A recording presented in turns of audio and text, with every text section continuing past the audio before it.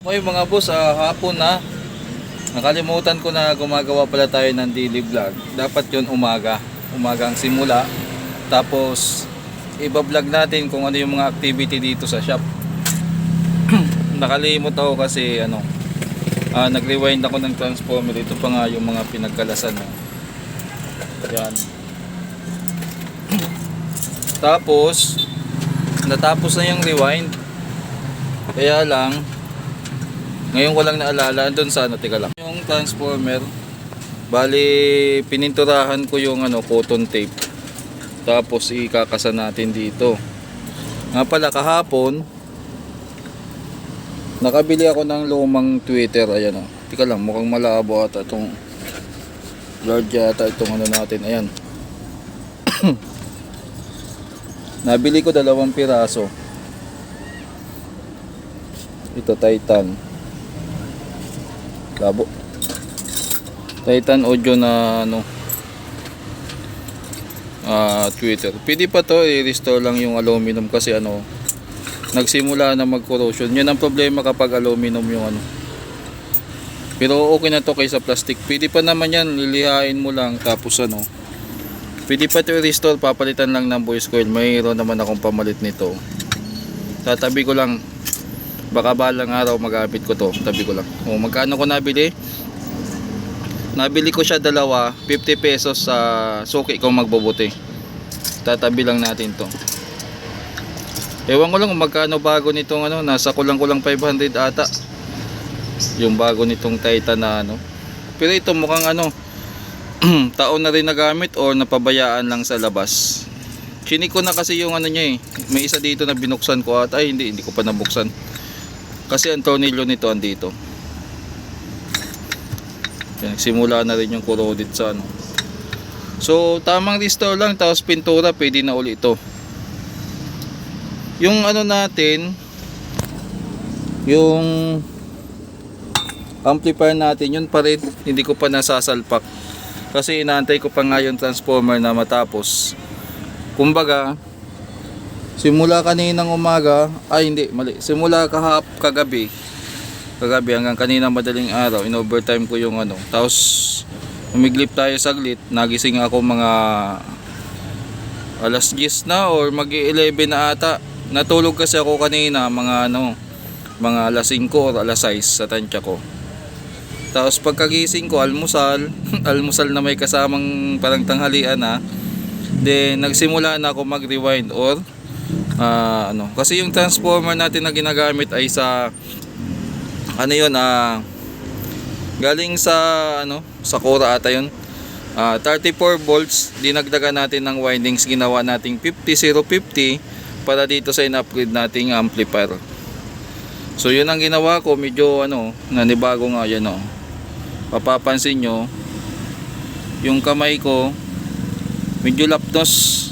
Yung ginagamit ko palang magnetic wire, ito yung mga kasi ang discarte doon sa pag-rewind, sinusobrahan ko ng bilang. Actually dapat ang idadagdag ko lang na windings doon sa transformer, dahil gagawin kong 50 from 35 ay mga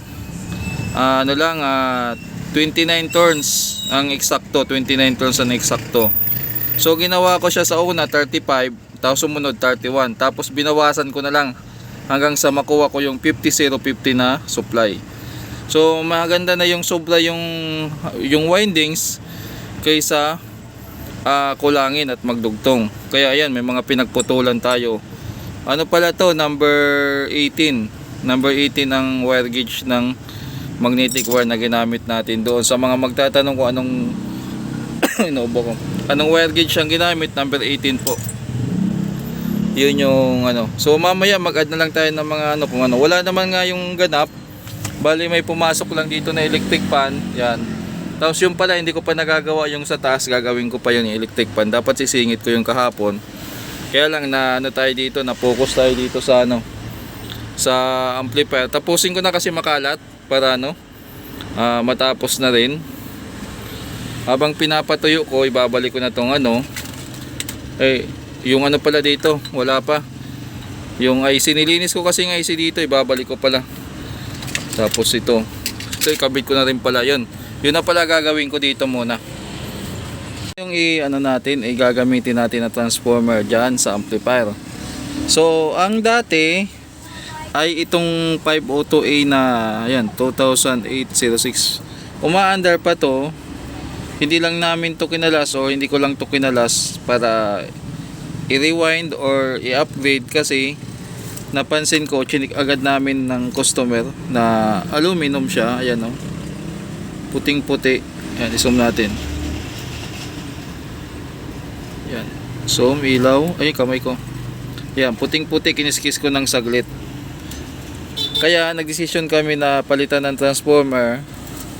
Tapos tawag dito, palitan ng transformer. Tapos ito na. Tapos ito pala. Na mental block ako mga boss. Pasensya. So ililipat na lang natin tong connection. Puputulin, idudugtong ko dito para dyan. So ito yung dati. Ito na ngayon yung kakabit natin. Ito yung pinaka-stand nya. Kakabit na natin yung transformer na ginawa natin. Naka-ready na, naka-ground ata itong tama ba yan? Naka-tornilyo dito. So papunta dito. Okay. So test valve. Ayan sa test valve natin. Tingnan natin kung iilaw. Power switch natin ito. O natin muna dito. May ilaw. Dahan-dahan. Nawala. Okay. So supply muna. Supply ba to? 65 065. Yan na yung supply ngayon ng upgraded. Biasing sa base 0.4. Magkasama na yan dito naman sa 0.4 sa kabila. Oh, ba't wala? Walang bias to o madumi lang yung natin. 0.6 may problema dito May problema mga boss. Check pa natin tong DC out. 0 dito. Meron. So walang bias ito. Tingnan natin kung ano nangyari dito. Ayan So may problema sa isang channel. Hindi pa nagsiswitch yung relay. So nangyari sa kanya 0.6 ang biasing dito. Tapos dito naman ay halos wala. So tingnan natin yung connection ng transistor na yan. Yung bias transistor. Palitan na lang natin na maliliit na Kasi bago naman yung mga base resistor dyan. At saka yung emitter. Tingnan natin baka may nahinang tayong mali. Ay, boss. Ay, bayan. Nagpalit tayo lahat ng transistor dito. Binago na natin. Although kahit physically okay pa naman to, tinistor ko okay pa naman. Pero minsan ganun talaga. Try na natin i-power on. Check na agad tayo dito sa base niya kung meron. So meron na. 0.4 na mga boss. Yan. 0.4 ngayon ba DC offset dito sa emitter. So wala na, 0-0 na dito kabila. 0-0 din. Biasing dito 0.4 din. Ang siste ayaw mag-switch ng relay pero may supply. 60 volts hindi nagpa-function yung sa dropping niya. So balik ko siguro yung 220. Wala namang DC out na pero bakit hindi gumagana yung relay? Yun muna ang o kaya palitan din natin ng transistor. So dito nagpalit na rin tayo ng transistor. Pinalitan natin at saka yung mga capacitor. Nag-switch na yung relay, power natin. Check natin yung linya. 43, bumagsak na siya yan. So dito yan. Ito yung sa positive, tapos sa negative 0 volts na. Yan yung normal. Tapos dito naman sa 7 volts. Ito yung 220k 7 volts. So sa niya, DC offset niya, ito 0-0. Yung tester natin naka-negative pero tandaan, hindi lahat ng heatsink naka body ground. May mga heatsink na nakalutang kaya double check nyo pa rin kung sa mga magdi-DIY lang naman. Yan. Tapos yung biasing niya, yan, sa base 0.4 kabila 0.4. So yan yung normal niya na 0.4.